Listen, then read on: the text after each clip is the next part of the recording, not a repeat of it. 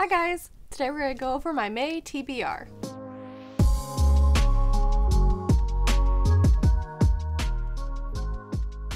Decided to do something a little different today, change up the background. Hopefully you guys like it. It's a little cozier. But yeah, let's dive right into the books that I want to read in May. We're gonna start off with a couple sequels. First up, we have Artificial Condition by Martha Wells. This is the sequel to All Systems Red, the first Murderbot book, and I read that this last month and it was absolutely delightful, and I'm really excited to dive into this one. I don't know a whole lot about the exact plot of this, and I don't want to really read too much into it because the last one took me by like such surprise, and that really added to my enjoyment of it. Like, I thought I knew what Murderbot was going to be about and how the character of Murderbot was going to be, but it just surprised me so much. Like, I thought I knew, but I did not know.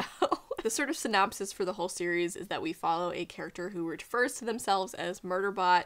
They're a security unit that is created by this company and loaned out for different like research teams and stuff, but they hacked their own security protocols. They exercise free will, but they also have to pretend like they don't have free will so that the company doesn't catch on and decommission them. It was so much more heartwarming than I was expecting it to be, so I'm really excited to read this one. I read the first one in one sitting. I could probably do the same with this one, and it makes for a really fun evening. Then we have the third book in the Daughter Smoke and Bone series, Dreams of Gods and Monsters by Laini Taylor. I'm currently about 2/3 of the way through Days of Blood and Starlight, and I'm so invested.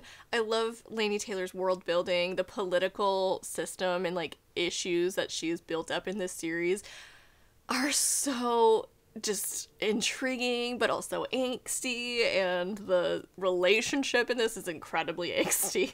Going from Strange the Dreamer, where Laszlo and Sarai are like so innocent and precious and their love is like new and wholesome, to this series where our main two characters carry so much emotional baggage and just regret, and again, angst is the main word I would use to describe this series. Definitely a little bit of whiplash, but I think Laini Taylor handles both kinds of dynamics very well, and again, I've been very invested in this series. The series starts off following a character named Karu, and she lives in Prague, and she's an art student, and she seems kind of normal, if not like maybe a little weird. She's got some interesting tattoos and blue hair, but what her peers do not know is that her family is made of chimera.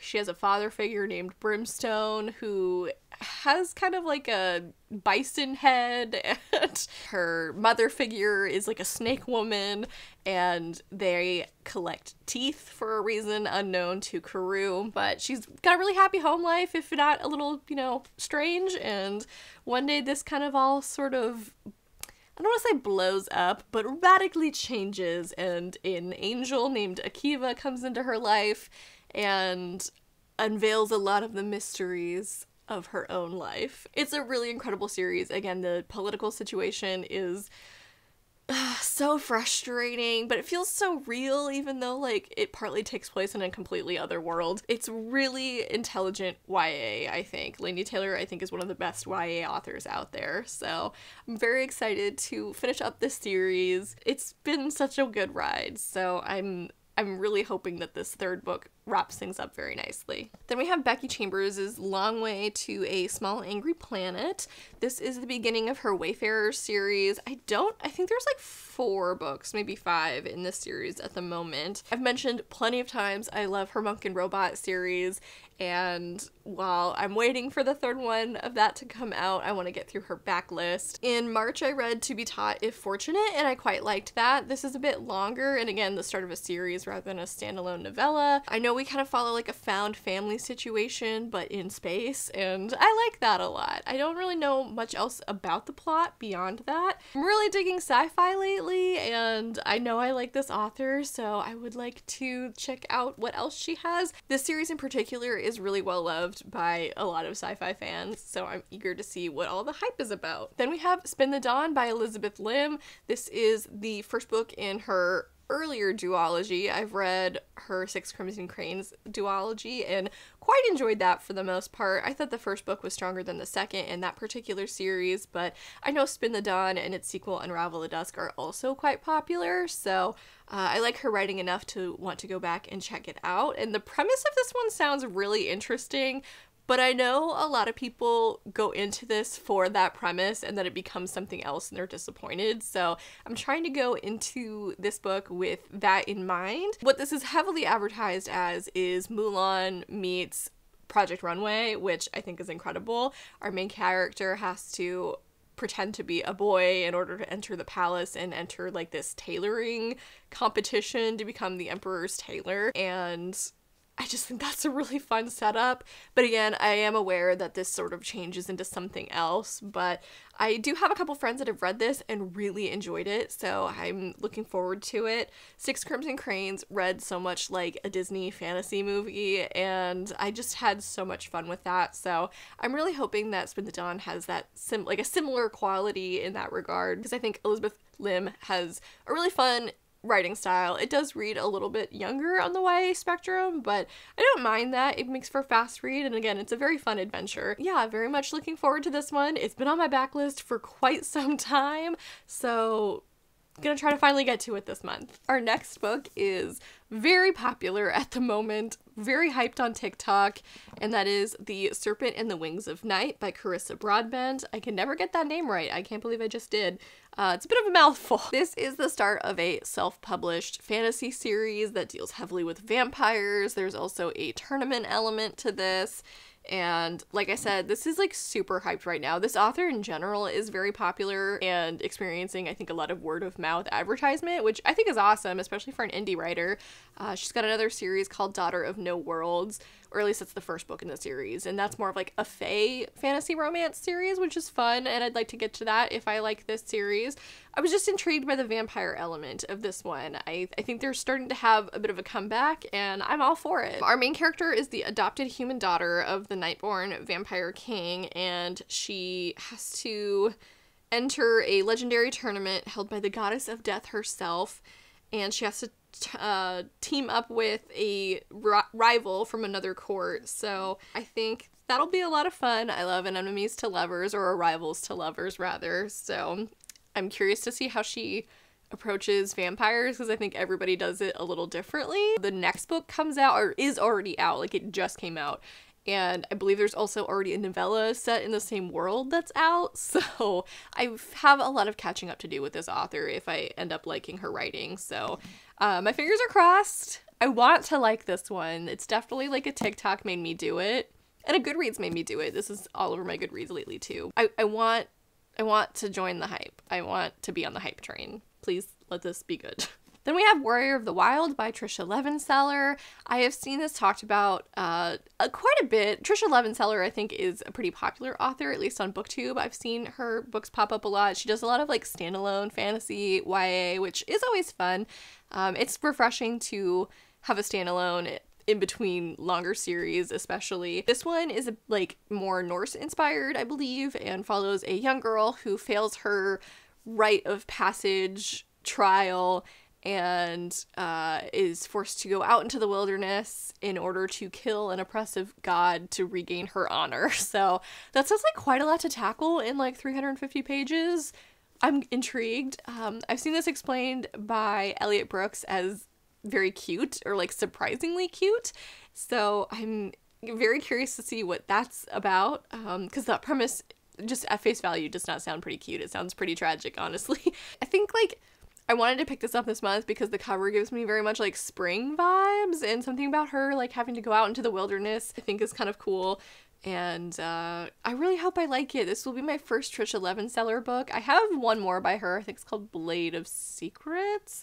And if I like this one, I'll pick that one up pretty soon too. Then we have Belladonna by Adeline Grace. This received quite a lot of hype last year, especially in the fall. This is the Fairy Loot edition. I don't remember what month this is for, and I'm not even going to try to guess.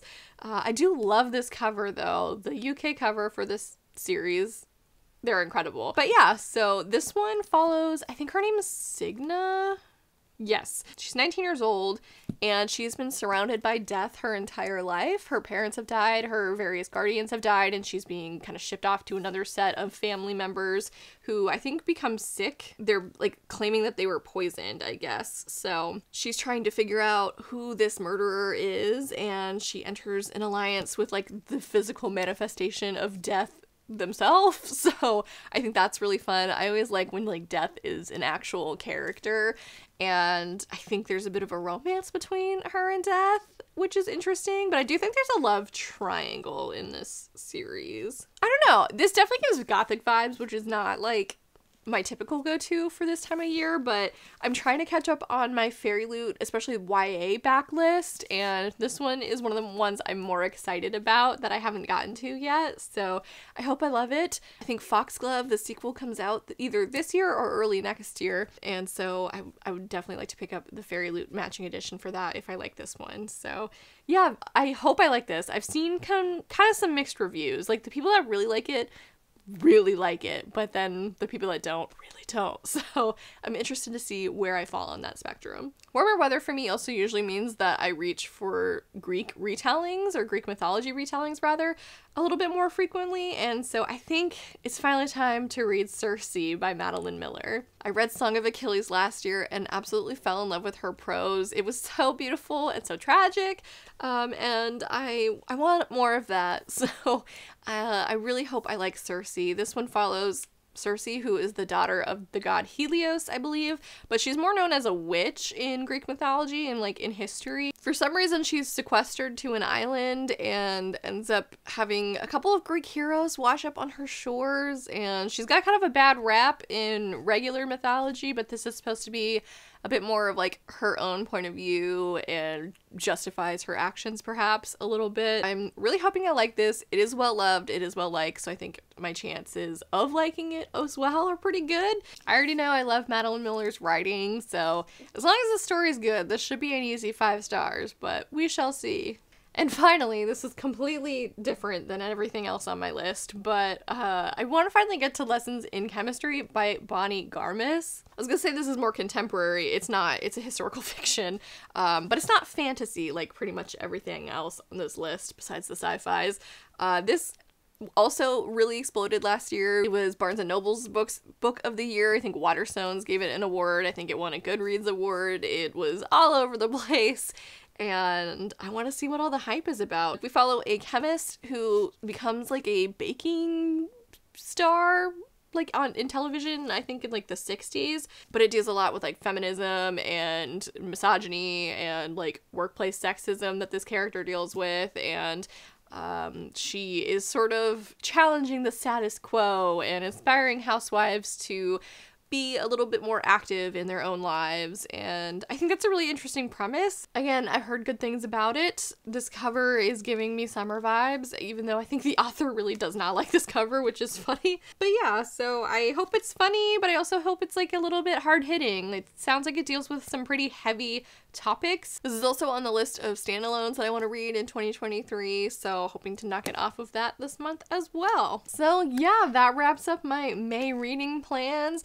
I do have kind of a couple back burner books that I'm not going to mention because I'd rather read more than I plan to. This already feels a little overly ambitious, and I struggle with that every month, but I genuinely want to read these books so much, and there's just not enough time in the world. It's incredibly frustrating, as I'm sure people that are watching will probably relate to. But yeah, please let me know what you're planning on reading in May. I'd love to hear it. I'd love to hear if you've read any of these books, what your opinions were. But yeah, thank you for watching. Feel free to leave a comment, follow my socials down in the description box below, like this video, and subscribe to my channel if you haven't already. And as always, have a lovely day.